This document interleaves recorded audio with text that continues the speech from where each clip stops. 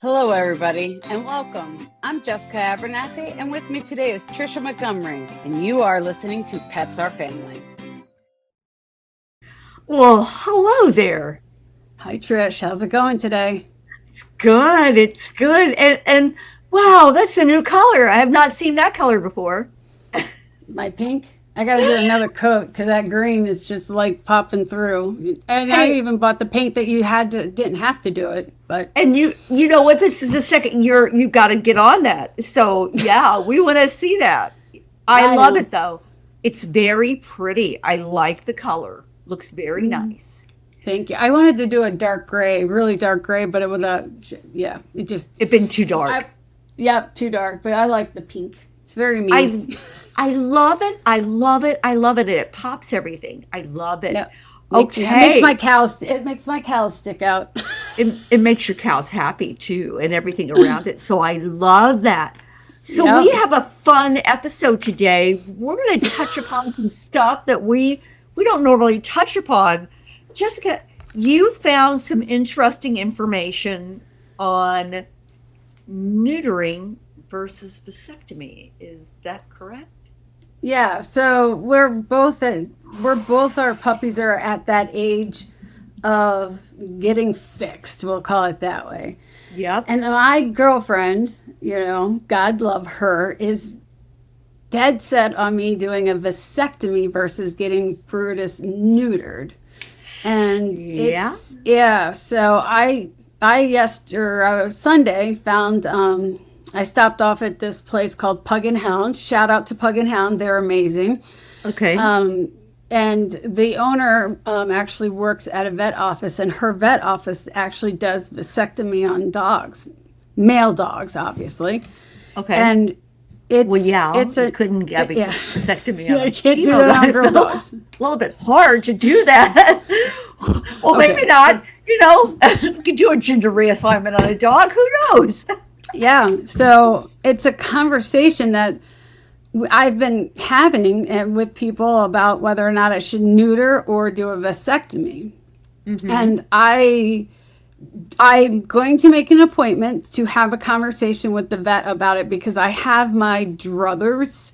I think it's in one way, I've been doing my research, and one way I think it's good because he keeps his hormones, you know what I mean, which is always good. And in another way, it's bad because he will have a hard time in play groups. He won't be able to do play groups. I won't be able to ever send him like to daycare or Yeah. anything like that, or because as we know, male dogs that are intact throw a smell out, and when they Yep. throw out the intestine smell, they get picked on because they're a threat. Well, he will still have that going on if I get him a vasectomy. Right. So it's a catch-22, and if you do a little research, there's still a chance for him to get cancer if he has it or if he doesn't have them. You know what I mean? There's still the chances, depending on his breed and stuff, but you got to do even that further research. And so I'm like, Okay. So let's talk about this. I'm gonna ask some questions here. So, sure. Jess. So, just for our audience, what is involved in each procedure for neutering? What's involved with that? Well, in neutering, he gets, So we're going to do something different today, guys. I'm going to actually interview Jessica on this. Obviously, Jessica, you're not a veterinarian. She's not a veterinarian, but she's got some opinions. And I do. yeah. Okay, so for neutering, that's called, otherwise known as castration. So what is neutering exactly? He's going to lose his nuts. You know what I mean? So he's going to lose everything. Sorry. Won't be needing Yeah. those anymore. Okay, but what's the procedure? Hormones, So the effect. Tell me about yeah, that. he'll lose all his hormones. He'll lose, his nuts basically. He will lose the testosterone, so he will be completely testosterone free. So Okay. the recovery is harder. It's harder Okay. on them. It is definitely a tough surgery. He's going to be under, and he is going to, going to have a wound, and it's going to have, there's always complications with anytime you go into that type of surgery. You know what I mean? Well, I'm going to push back. Coming from a high volume spay neuter clinic, it's a very simple procedure. It happens every day, all the time. So it's not a complex. I don't want to frighten our audience because neutering is super important for spay. Yes. Oh, it's totally. It's like us females getting a hysterectomy. It's, you know what I mean? Your chances of, you know, they always have to say any surgery, there could be complications. They have to say that. That's what I meant by there could be complications. So I apologize. I mean, I'm not a vet, by God, you know what I mean? It's just the warning labels of any drug you see on TV, you know what I mean? You could get dizzy, faint, pukey, diarrhea, and if you're allergic to it, don't take it. That's for everything. I'm going to walk outside and that happened. Oh my God, that's crazy. So what about a vasectomy? So also with neutering, their personality will change a little bit. They can get a little bit overweight. They can more than likely they stop humping, and their personality changes, right? Slightly, not all the time. Yeah. You don't expect, if you have a male dog, for your dog to show up in a tutu. It doesn't remove, you know, their balls. It removes their balls, but it doesn't remove who they are as a dog. Right. Yeah. Right. You know, if your dog's hyper, you're not going to get, you know, you're not going to get a calm dog back. You know what I mean? Yeah. You know, now with a vasectomy, they'll be pretty much the same dog, you know what I mean, that it doesn't alter their personality at all. So, you know what I mean? So they will still be humping. They'll still be doing the same things that they did. They keep all their hormones. It does take 2 months, roughly 2 to 3 months, just like human males, for them to start shooting blanks. You know what I mean? And there's still a chance that they aren't shooting blanks. So you have to take that into consideration. If a female walks by in heat, they are going to run after her with everything they have in her. But, you know, it does take away the chances of all the other cancers, but they can get the testicular cancers. There's a chance of getting that. And it goes back to what we were talking off camera about is putting them into daycare is going to be harder, putting them into play groups, or if you want to go meet your friend at the dog park, they're going to get picked on because they're going to be an intact male, basically, even though they're not intact, you know? So why, looking at all that, so he's gonna remain infertile, but the male hormones and the associated behaviors are still going to be there if he does have a vasectomy, correct? Where if he gets neutered, then he's infertile. He loses that, and you can take him into places. Frank humps all the time, and like when he gets excited, you know, anything like that. And I can't take him to a boarding or a daycare. I can't take him, you know, because he does. And you know, we go on different play dates, so the dogs come over here, and people are used to it now. But it's hard to control. It really is. So I guess, Jess, why, if you're looking at it, why would you choose one over the other? And from a veterinary standpoint, let's talk about that too. Go ahead. So, I mean, from what I'm reading, it's we had that. You and I had a conversation with Dr. Tom. You know what I mean? Yep. That's on the Moose's March board. That's Dr. Tom Butera, by the way. He is the CEO for Volition Veterinarian. He's an incredible veterinarian. But go ahead, Jess. Yeah, and I'm not quoting him or anything, and I'm not saying this is what, you know, anything like that. I'm just saying I asked him a couple questions, but it just like females, when we, you know, have hysterectomies, they try to leave our ovaries in because it's best to have our hormones. It's the same concept for the, you know, male dogs. It's better if they can have the, you know, their hormones. So it's better if he can keep his hormones. You know what I mean? The chances of him getting cancer is less. And it's also that surgery is even less invasive than getting neutered and having his his balls taken out. And the recovery is a lot easier on them, and especially with them being under, because he's a smush face. They're not under as long and stuff like that. You know, so it's one of those where you have to really think about, you know, do I want my dog to be around other dogs? Is he you know what I mean? You really have to start thinking about it. But to be honest with you, I'm going to make an appointment with the vet that I know that does it. There's only two vet offices here in Illinois that do it. Okay. And okay. And the one that I want to go to, she books 5 to 6 months out. That's how long it takes her to get it, because they really push it. And they're both holistic vets, just to give you an idea. They're not conventional vets. They're both holistic. So it's interesting to me, you know what I mean? I didn't know about it. Again, my girlfriend is telling me to try it and telling me to do it. I'm 50-50. He needs to be fixed. I'm 100% agree with that. I just don't know. I would love to be able to take him to a dog park because he loves playing with other dogs. Agreed. He's a bully breed. I mean, he's, all of 19 pounds, but it's his mouth. That's why he's, deemed a bully breed.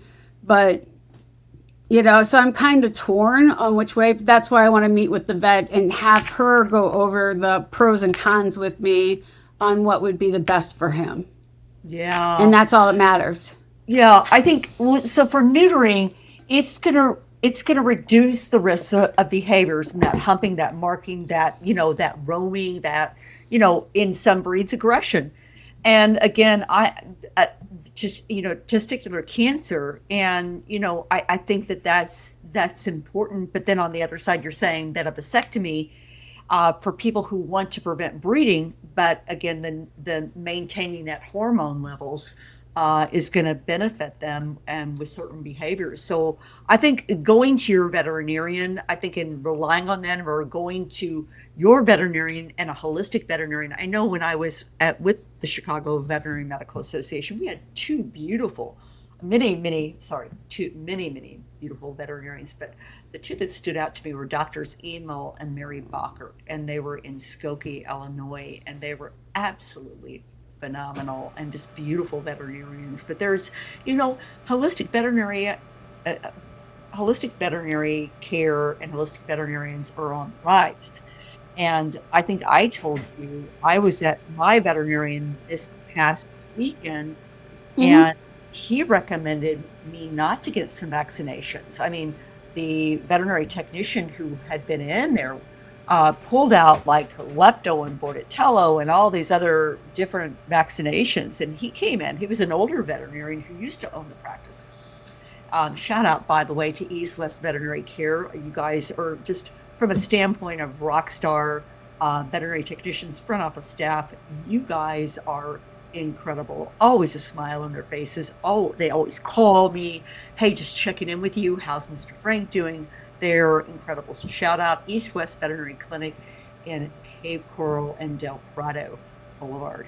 But he said, he started asking me questions, and I said, no, are you by a swampy area? Or do you go, are you going up north? And just different questions. And he said, you don't really need these vaccinations. He said, I am one not to over vaccinate. And so we ended up getting, the distemper and the rabies, of course, and the heartworm test we'd had before, and the heartworm medication. But some of those vaccinations we just didn't do because it was not something that he recommended and something that I agreed with him. And to have that kind of transparent conversation was just absolutely lovely and incredible. And I was so appreciative of it. But that's where having that relationship with your veterinarian and having that relationship and that communication is so very important. So with your veterinarian and the holistic veterinarian that you're going to go see, to have that beautiful open conversation and, talk about, from, is it reversible? What's the cost? What are the pros? What are the cons? What are the benefits of this? And then making sure that it matches with your lifestyle as well. That's the most important thing. Right. You also have to take in consideration what's best for your dog. You know what I mean? Some breeds it might be better just to neuter because of their cancerous, and other breeds it might be better just to do a vasectomy. You know, and it goes your lifestyle, your breed, and you know what I mean? And what, if they're a complete humper and a marker, you know what I mean? I hate to say it, you know what I mean? Maybe it is best that you go with the neutering, I don't know if you can see the little one behind me, but let's just put him up there in that category. Yeah. Brutus is not a humper. Frank is. Frank is a total hump. Sir humps a lot. I mean, all the time I'm like, hey, nobody wants to see that so early in the morning. Nobody wants that on a Wednesday. Nobody wants that on a Tuesday. Just put it back in your pants, buddy. I tell him that all the time. But I can't say that he doesn't whip out, as we call it, the red rocket. Nope, I can't say that. You know what I mean? But he doesn't. He whips it out when he gets excited. But he doesn't hump. It just no, I can't. Can she? He's laying down. He's actually got on his red, white, and blue collar right now. He's laying down right in back of me. He is my glue right now. But I think we also have to think about from a spay neuter perspective and the amount of overpopulation right now. And there's we know our beautiful friend Angela that all of a sudden she was having one litter of puppies and then she's having another litter of puppies like right around that time, and she never anticipated because some of the dogs got together. And, I think there's a responsibility. I think in a world right now, and animal welfare is my passion. It is my love. And I think that spay neutering is so very important. And I think there are people, first of all, whatever dog you choose is your choice, whether you adopt or adopting is always preferred. At least I say that. That's always preferred. There are so many high value dogs at animal shelters right now because of deportations, because of all these things that are going on within our lovely country right now. There is so much going on. I mean, from the standpoint of golden doodles, labradoodles, Aussies are there. I mean, French bulldogs are there. It's crazy the amount of purebreds right now, and there are also so many breeding groups that have, like Newfoundlands. Your sister runs a Newfie, rescue site. Purebreds are available, so make sure that you're checking with those first. But spaying and neutering is also very, very, very important. Yeah, say that. My girlfriend down in Florida, down there, she got your last hurricane that went whipping through Florida. Helene. That caused all the flooding, with the dog that was on the side of the road. Yeah. Oh, yeah. We have her. Yeah. I think it was Helene. I think it was. She wound up getting one of the fluffy Frenchies from that one. Wow. Yeah, and I'm like, because it's a little girl dog, which I'm a boy dog girl. I just like my boy dogs.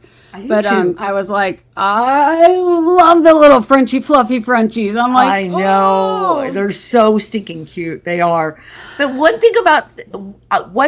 So when Frank was rehomed with me, I don't think that I really knew how stubborn. Oh yeah, no, you didn't. And the breed, and I did not know. And he doesn't listen. I like last night I had a conversation with him. Actually, it was more of it wasn't a conversation. It was very one-sided, where he was giving me the side eye. But I'm like, buddy, an alligator could be chasing you right now, and you just stand there like, I'm not coming inside. Or that I think that I have to roll out the red carpet to invite him to come inside, because he'll stand at that door and he'll look at me like, I'm just going to stand here. And I'm like, were you raised in a barn, buddy? Come on inside. Stop leaving the door open. So yeah, I have to tell you this. It was Sunday morning. My girlfriend Jen, Poop Bag Jen, you know what I mean? Yes. Because she is one of my shout best out friends. to Green Line Pet Supply. Thank you. Shout out. So she came over to pick me up, and I had opened our front door, and we have a screen door, but I didn't realize that our screen door, the latch was broken. So when he jumped up to push on it, right, the door opened right away. And I'm just like, oh. So he ran out to Jen, and he was like dancing around her and stuff. And she calls him Mr. She's like, hi, Mr. And he's dancing around her. So I'm thinking, oh, okay, he's not going to run, right? And so I'm like, come on, Brutus. And he's just all happy. It literally clicked in his little head. You could see the light bulb go on. He looked at her, he looked at me, and he was like, I'm free. And he took off. Free! Yeah. He took off on a dead run. I have never seen my dog move as quick as he did. If you could have seen him, he was flying. There was points where his little legs were just not on his body. You know what I mean? That picture would have been great. In 2.3 seconds, he was 3 blocks away. Literally. Stop. Are you serious? Oh, yeah. Oh my gosh. We're talking dead run. Flat out dead run. Dead run. So I'm running, Jen's running. I found out I'm really out of shape. You know what I mean? I'm on a dead run. She's on a dead run. And I'm yelling back at my house, somebody get into a car. Because I'm like, we'll never catch him. The only reason we caught him is because he stopped and thought he had found food. And that's the only reason we caught him. Only reason. How far did he get? 9 blocks away. Oh, Jess. Oh, there he is. Can you see him? Yes, I can see him. 9 blocks. Not and any there's of the cars? Yeah, but he stayed on the right side of the road. He didn't cross the road. He had to cross blocks, but that was it. But oh 9, my God. I wanted to kill him. I'm like, Treat, come. Because normally he comes to me. He did not. Wow. He just looked at us both and you just saw that little light. It was a game. It was not even a game. It was I'm free. I am just going on a dead run. Wow. Now Frank's done that, but he runs across to the neighbors and it's just literally across the street and there's nobody that comes on this block. But he's gotten out. I think there was one he went through. But yeah, he knows better now. He knows better. We've had a conversation and he knows better. So I wouldn't talk to Brutus all day. I was just like, wow. I wouldn't talk to him all day, and he slept the whole day because he got in his walk. He got in his walk. Oh my God! Yeah, that's crazy. The stubbornness. The adventures of Brutus and Frank. There you go. We should do a new podcast on or a little channel on that. Jessica, so next week we're going to talk about some things that are coming up from a standpoint of maybe, unethical practices. We're going to touch upon some trends that are going on in in the economy right now. And then also I want to touch upon a little bit on pet insurance and as the rising cost of veterinary care is, going on, let's talk about pet insurance too for next week. So, but guys, I think it's important. Through all this, talk to your veterinarian, make the choices that are right for you. Jessica and I are not veterinarians. We do not claim to be, although we may have played one on television before. Right? Or we think we played one, you know what I mean? I know I have. But just make sure that you're making the right decision and making sure it's an informed decision and it's an educational decision, one that's an educated decision that's so important for everything. Correct. But thank you for being with us, guys. And we can't wait. We got a lot of stuff coming up in the not too distant future here for you guys, and we're excited. Yep. So with that, we say bye and have a great day. Bye.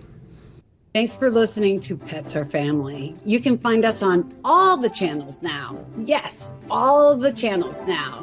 So make sure you share us with your friends, your families, and your coworkers, and anybody that has a pet. Make sure you like us, give us your feedback, tell us if anything that you want us to talk about, all that fun stuff. You can reach me at jessica@petsourfamily.net or Tricia at petsourfamily.net. Thank you for everything that you guys do, but make sure you like us, subscribe, check us out on YouTube. You can always see what we're up to. And we want to thank all of our sponsors, all of the people that support us. We love every one of you, and we can't thank you enough. And remember, check out Moose's March, moosesmarch.com, moosesmarch.com. Come check us out. Talk to you guys soon. We'll see you next week.